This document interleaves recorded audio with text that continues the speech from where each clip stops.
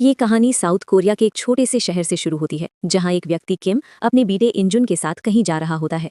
दोनों एक ट्रक में अपना सामान लादे हुए हैं। उनकी बातचीत से पता चलता है कि वो अपना पुराना शहर छोड़कर नए शहर में बसने जा रहे हैं, क्योंकि उनकी आर्थिक हालत बहुत खराब है। किम पर कई लोगों का कर्ज था और वो इतने लोन में फंस चुका था कि अब उसके पास भाग जाने के अलावा कोई दूसरा रास्ता नहीं बचा था। कर्ज चुकाने की उसकी अब कोई क्षमता नहीं थी। लंबा सफर तय करने के बाद पिता पुत्र आखिरकार नए शहर में पहुंचते हैं और वहां अपने नए घर में सामान जमाने लगते हैं। यहाँ हमें पता चलता है कि इंजुन की माँ और बहन भी हैं, लेकिन वे दोनों उसकी दादी के साथ रहती हैं, क्योंकि उसकी माँ कई सालों से बीमार है और दादी ही उसकी देखभाल करती हैं। इंजुन अपने पिता के साथ रहकर पढ़ाई करता है। उसी दिन जब वे नए घर में बैठकर खाना खा रहे थे, तो दोनों अपनी नई जिंदगी के बारे में बातें कर रहे थे कि अब वे कैसे शुरुआत करेंगे और सब कुछ कैसे संभालेंगे। शाम को इंजुन अपनी नई गली में टहलने निकला तो उसने एक मोटे लड़के को देखा जो काफी अजीब तरह से बर्ताव कर रहा था। वो काफी देर तक इंजुन को अजीब नजरों से देखता रहा। इंजुन समझ नहीं पा रहा था कि उस लड़के में क्या गड़बड़ है। कुछ देर बाद वो लड़का वहां से चला गया, लेकिन इंजुन उसके अजीब बर्ताव के बारे में सोचता रह गया। कुछ दिन बाद इंजुन ने नए स्कूल में एडमिशन ले लिया। आज उसका पहला दिन था। जब वो स्कूल पहुंचा तो कई लड़के उसे अजीब निगाहों से देख रहे थे, शायद इसलिए क्योंकि इंजुन थोड़ा भोला भाला दिखता था। जब वो अपनी क्लास के पास पहुंचा तभी सामने से कुछ लड़के आते दिखे। ये स्कूल के एक मशहूर और खतरनाक गैंग के सदस्य थे। उस गैंग का नाम था जस गैंग। इस गैंग का लीडर था जेनून, जो स्कूल का सीनियर था और जिससे लगभग पूरा स्कूल डरता था। स्कूल के नियम भी मानो उसी के हिसाब से चलते थे। क्लास में इंजुन की मुलाकात सैम नाम के एक छात्र से होती है। सैम उसे जस गैंग की ओर इशारा करते हुए बताता है, ये हमारे स्कूल का सबसे खतरनाक गैंग है। यहाँ दो बड़े गैंग हैं, जस गैंग और बाय गैंग। दोनों ही बहुत खतरनाक है। इनसे हमेशा दूरी बनाकर रखना, वरना फंस जाओगे। लेकिन इंजुन ने इस बात पर ज्यादा ध्यान नहीं दिया, क्योंकि उसका ध्यान सिर्फ पढ़ाई पर था। क्लास शुरू हुई तो उनकी नई टीचर अंदर आई। इंजुन उन्हें देखकर थोड़ा हैरान रह गया, क्योंकि उनका लुक कुछ फनी और मिलिट्री स्टाइल का था। उन्होंने खुद को टीचर पार्क बताया और पढ़ाना शुरू कर दिया। पीछे बैठे सैम ने इंजुन से कहा, शायद तुम्हें इनका लुक देखकर हंसी आए, लेकिन ये कोई आम टीचर नहीं है। इनके अंदर बहुत टैलेंट है और प्रिंसिपल ने खुद इन्हें हायर किया है। ब्रेक टाइम में क्लास का एक लड़का इंजुन को बुलाता है। इंजुन आगे जाकर कहता है, अंकल आपने बुलाया? ये सुनकर वो लड़का गुस्से में कहता है, मैं तुम्हारा क्लासमेट हूँ। असल में वो उम्र में थोड़ा बड़ा और दिखने में परिपक्व था, इसलिए इंजुन ने उसे अंकल कह दिया था। तभी इंजुन को याद आता है कि ये वही मोटा लड़का है जिसे उसने सड़क पर देखा था। उसका नाम था योंगसू। योंगसू स्कूल के सबसे ताकतवर छात्रों में से एक था। उसने इंजुन से कहा कि वे दोनों पड़ोसी हैं, इसलिए वो दोस्ती करना चाहता है। उसने हाथ मिलाते हुए कहा, अगर कभी मदद चाहिए तो बस बता देना। इंजुन खुश होकर क्लास में लौट आया, जहां उसने योंगसू के सबसे अच्छे दोस्त जिन को देखा। जिन भी काफी स्ट्रांग था और उसकी फाइटिंग स्किल्स कमाल की थी। इंजुन को अच्छा लगा कि पहले ही दिन उसके इतने मजबूत दोस्त बन गए। धीरे धीरे पता चलता है कि योंगसू खाने का बहुत शौकीन है और मौका मिलते ही कुछ ना कुछ खाता रहता है। एक दिन जब जिन क्लास की खिड़की के पास खड़ा था, ऊपर की क्लास का एक सीनियर उसे ताने मारने लगा और उसे नीचा दिखाने की कोशिश करने लगा। जिन को ये बिल्कुल पसंद नहीं आया। उसने उस सीनियर को धमका दिया। कुछ देर बाद वही सीनियर, जिसका नाम एबलिंग था, अपने दोस्तों के साथ नीचे आ गया और जिन से झगड़ने लगा। एबलिंग जिन को धमकाता है, लेकिन तभी योंगसू बीच में बोल उठता है, अगर मेरे दोस्त को छुआ तो यहीं खत्म कर दूंगा। एबलिंग उससे भिड़ने की कोशिश करता है, मगर तभी टीचर पार्क आ जाती हैं और बीच बचाव करके एबलिंग की पूरी टीम को डांटकर बाहर निकाल देती हैं। इसके बाद इंजुन, योंगसू और जिन हंसते हुए साथ में खाना खाते हैं और एबलिंग की टीम का मजाक उड़ाते हैं।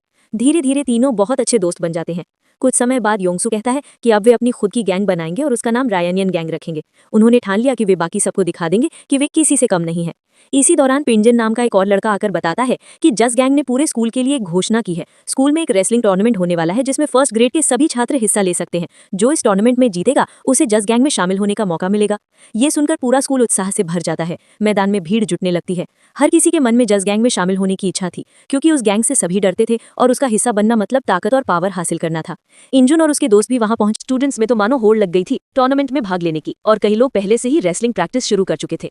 लेकिन जो योंगसू यानी उनकी टीम का कोई भी मेंबर इस गैंग में शामिल होने की इच्छा नहीं रखता था, क्योंकि वे जानते थे कि जियोस गैंग के मेंबर्स बहुत ताकतवर और परेशान करने वाले हैं और हमेशा अपने पावर का गलत इस्तेमाल करते हैं। इसलिए जून और उसकी टीम वहां से सीधे अपनी क्लास में लौट गए। क्लास में आने के बाद इंजन फाइट प्रैक्टिस कर रहा था, क्योंकि अब उसे समझ आ गया था कि पूरा स्कूल असल में गैंगस्टर्स के कंट्रोल में है। अगर वो खुद को तैयार नहीं करेगा तो इस स्कूल में टिक पाना मुश्किल होगा।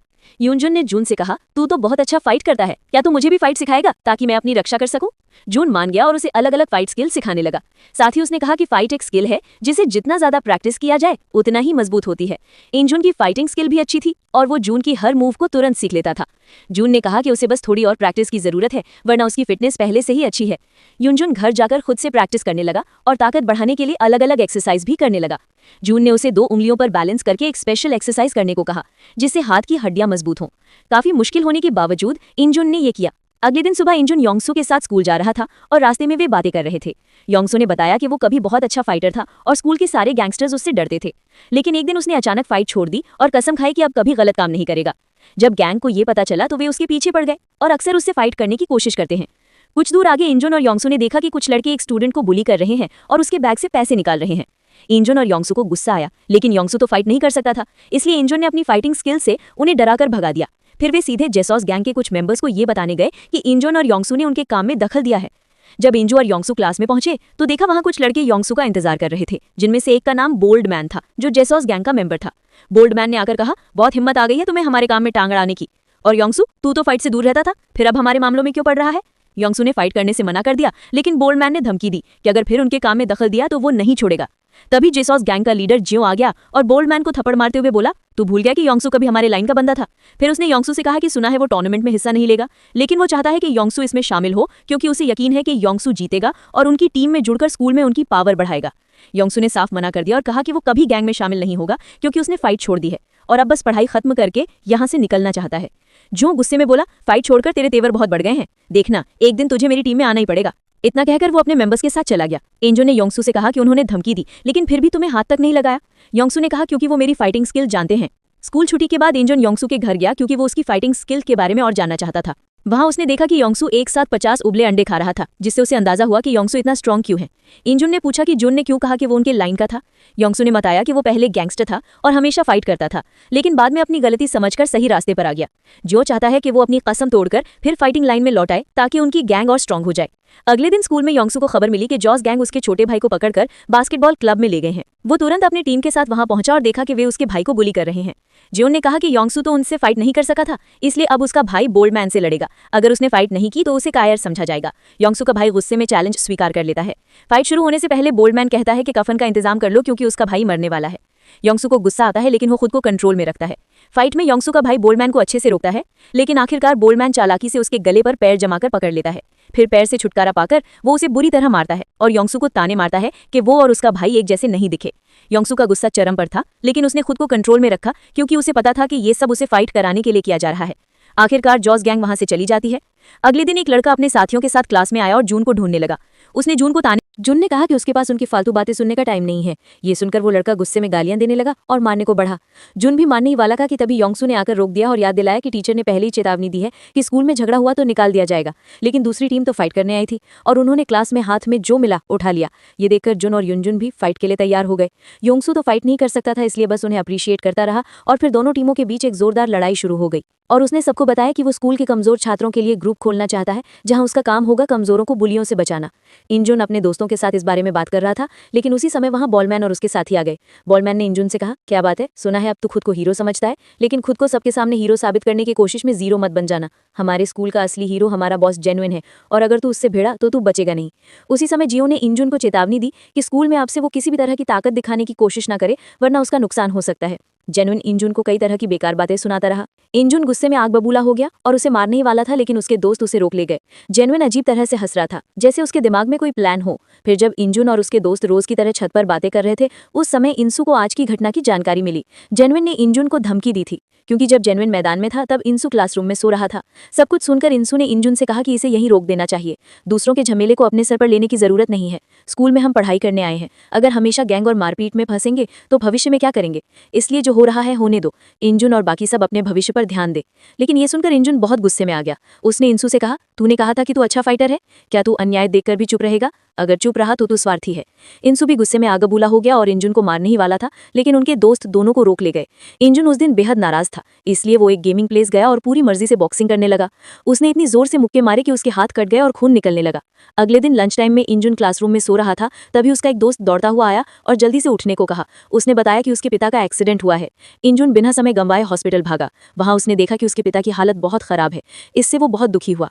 उसने कुछ दिनों के लिए स्कूल जाना बंद कर दिया और अपने पिता के फैक्ट्री में काम करने लगा ताकि उनके इलाज का खर्च चला सके। इंजुन का काम था फ्रूट पिकअप करना। काम कठिन था और कई बार वो गिरता रहा, फिर भी उसने काम पूरा किया। पहली बार उसने महसूस किया कि उसके पिता का काम कितना कठिन है और वे अपने परिवार के लिए कितनी मेहनत करते हैं।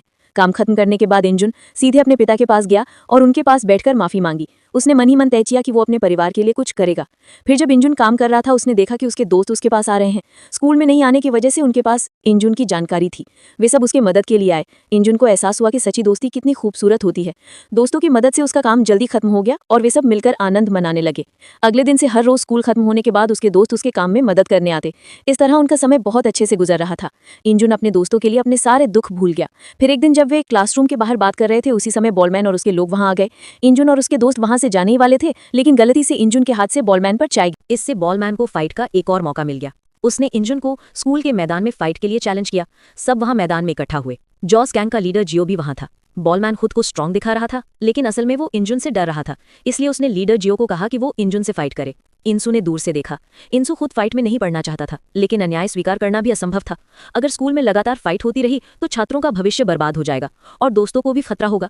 इंसू ने बड़ा निर्णय लिया कि वो आखिरी बार फाइट करेगा। उसने ज के पास जाकर कहा कि अगर उसे फाइट करनी है तो हमारी गैंग के साथ फाइनल फाइट करे। अगर इसमें हार गए तो जॉस गैंग को हमेशा के लिए खत्म करना होगा। जेनुन ने यह चैलेंज स्वीकार कर लिया। दोनों ने फाइट का समय और जगह तय किया और दोनों टीम्स तैयारी करने लगी। क्लासरूम में इंजुन और उसके दोस्त बहुत चिंतित थे। जोस गैंग के सदस्य बहुत ज्यादा थे और वे केवल 5 थे। क्या वे सच में उन्हें हरा पाएंगे? बाकी लोग परेशान थे, लेकिन इंसू को कोई चिंता नहीं थी। उसने अपने पुराने गैंगस्टर दोस्तों को भी टीम में बुला लिया। थोड़े ही समय में इंसू ने अपनी टीम को बड़ा बना लिया। फाइट का दिन आया। दोनों गैंग्स फाइट के लिए जगह पर पहुंचे। इंसू और उसकी टीम ने देखा कि जेनुन ने चालाकी की थी। स्कूल की दूसरी गैंग को भी उसने जोड़ लिया था। अब उनकी टीम के सदस्य बढ़ गए थे। इंसू और उसकी टीम को डर नहीं लगा, क्योंकि वे जानते थे कि मिलकर फाइट करके ही जीत सकते हैं। ये सिर्फ लड़ाई नहीं थी, बल्कि सही और गलत की जंग थी। फाइट शुरू हुई और सभी अपनी पूरी ताकत लगाकर लड़ रहे थे। इंसू बहुत अच्छे फाइटर साबित हुए और अकेले कई लोगों को हरा रहे थे। इंजुन भी अब बहुत अच्छा फाइटर बन चुका था। उनकी टीम ने आखिरकार जीत हासिल की। जॉन को बहुत गुस्सा आया, लेकिन नियम के अनुसार कुछ नहीं कर सके। इंसू और उसकी टीम की जीत के बाद सब खुशी मनाने लगे। शाम को उन्होंने पार्टी की, जिसमें हर किसी का पसंदीदा खाना था। अगले दिन इंजुन अपने 2 दोस्तों के साथ खाना खा रहा था। तभी उसका दोस्त बोला कि इंसू बहुत अच्छा इंसान है। वो हमारे भविष्य के बारे में सोचता है ताकि हम सब अच्छा कर सकें। वो नहीं चाहता कि स्कूल में कोई गैंग हो। इंजुन को याद आया कि इंसू ने कहा था कि वो भविष्य में बहुत कुछ अच्छा करना चाहता है और अपने परिवार की जिम्मेदारी लेना चाहता है। ये उसका बड़ा सपना था, इसलिए वो अब किसी फाइट में नहीं पड़ना चाहता। वे सब बातें कर रहे थे कि तभी उनका दोस्त सैम दौड़ता हुआ आया। उसने बताया कि इंसू की हालत बहुत खराब है। वो हॉस्पिटल में भर्ती है। कल रात किसी ने उस पर हमला किया और उसके सिर पर जोर से चोट आई। ये सुनकर इंजुन और उसके सभी दोस्त हॉस्पिटल भागे। वहां इंसू की बहन थी। उसने बताया कि इंसू अभी होश में नहीं आया है और डॉक्टर ने कहा कि किस समय होश आएगा कोई नहीं बता सका। इंजुन और उसके दोस्त बहुत दुखी हुए, खासकर इंजुन, जो हमेशा विपत्ति में इंसू के साथ रहा। फिर इंजुन अपने दोस्तों के साथ सीधे पुलिस स्टेशन गया ताकि पता लगाया जा सके कि इंसू पर हमला किसने किया। लेकिन पुलिस ऑफिसर ने कहा कि ये स्कूल स्टूडेंट्स के लिए नया नहीं है। आज कुछ नहीं करेंगे, कल फिर फाइट करेंगे, इसलिए इनको गंभीरता से लेने की जरूरत नहीं है। इंजुन और उसके दोस्तों को पढ़ाई पर ध्यान देने के लिए कहा गया, जिससे वे सभी बहुत गुस्से में आ गए। इंजुन समझ गया कि पुलिस से अपराधी को नहीं पकड़ा जा सकता, इसलिए उसे खुद कुछ करना होगा। वो उदास होकर घर आया और चुपचाप लेट गया। तभी उसके पिता, जो अब पूरी तरह स्वस्थ हो चुके थे, आए। उन्होंने इंजुन को खाना खाने के लिए कहा, लेकिन इंजुन का गला से खाना नहीं। जब पिता ने पूछा कि क्या हुआ तो इंजुन बहुत रोने लगा। उसे डर था कि कहीं इंसू को वो फिर खो ना दे। ये सब सोचते सोचते वो पागलों की तरह हो जाता है। फिर बिना कुछ कहे वो घर से निकल जाता है। कई कोशिशों के बाद वो बोलमैन को ढूंढ लेता है। उसे ऐसा लग रहा था कि बोलमैन और उसके साथी ही यंगसू पर हमला करने वाले थे। इस सोच ने उसे पूरी तरह साइको बना दिया। वो बोलमैन से कहता है कि आज उसने यंगसू को मारा है, इसलिए वो उसे किसी भी हाल में नहीं छोड़ेगा और फिर उस पर हमला कर देता है। इस बीच बोलमैन समझ जाता है कि इंजुन आज बेहद गुस्से में है, क्योंकि उसकी आंखों और चेहरे पर भयानक क्रोध साफ दिखाई दे रहा है। इसलिए वो उसके साथ लड़ने की हिम्मत नहीं करता, बल्कि कहता है कि यंगसू पर हमला करने में उसका कोई हाथ नहीं है। लेकिन इंजुन शांत नहीं होता, फिर भी अंततः वो उसे छोड़ देता है। इस तरह कई दिन गुजर जाते हैं। इसी बीच सारंग को इंजुन के व्यवहार में काफी बदलाव दिखने लगा है। वो इंजुन को मिलने बुलाता है और समझाने की कोशिश करता है कि अब से वो लड़ाई झगड़े में ना फंसे। यंगसू पर हमला करने वालों को ढूंढने की जरूरत भी नहीं है, क्योंकि इससे वो खुद खतरे में पड़ जाएगा। लेकिन ये सुनकर इंजुन क्रोधित हो जाता है और सारंग से कहता है कि यंगसू पर हमला करने वालों को वो जरूर ढूंढेगा और बदला लेगा। अगर सारंग उसके साथ रहना चाहता है तो वो जा सकता है। ये कहकर इंजुन वहां से चला जाता है और सारंग के पास कुछ कहने को नहीं बचता। सारंग समझ जाता है कि इंजुन काफी दबाव में है। कुछ दिन बाद देखा जाता है कि इंजुन जून को ढूंढ लेता है, जिसे स्कूल से निकाल दिया गया था। इंजुन जून को ढूंढता है क्योंकि उसने कुछ पता किया था। पता चला कि एक बार जस गैंग के लीडर ने जून को ऑफर दिया था, अगर जीन यंगसू को मार सके तो वो उसे काफी पैसे देगा, जिससे वो अपनी गर्लफ्रेंड का ऑपरेशन करा सके।